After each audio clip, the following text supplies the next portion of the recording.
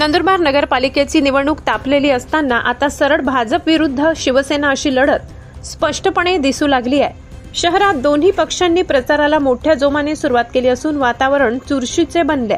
2 दिवसांपूर्वी भारतीय जनता पार्टी नगराध्यक्ष अविनाश माळी यांच्या प्रचारार्थ माजी खासदार डॉक्टर हिना गावित यांच्या नेतृत्वात शहरात प्रचार रॅली काढण्यात आली होती। तर आज शिवसेना शिंदे गट मैदानात उतरल्यानंतर प्रचाराला मोठा वेग आलाय। नगराध्यक्ष पदाचे उमेदवार रत्ना रघुवंशी यांनी आज औपचारिकरित्या प्रचाराचा शुभारंभ केला।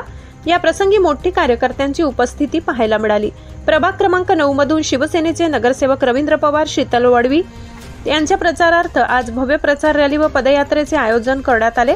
ढोल ताशांच्या गजरात फटाके फोडत प्रचार रॅलीला सुरुवात करण्यात आली। कार्यकर्ते शिवसेनेच्या भगव्या झेंड्यासह मोठ्या संख्येने सहभागी झाले। स्थानिक नागरिकांनी रॅलीला उत्स्फूर्त प्रतिसाद देत उमेदवारांचे स्वागत केले।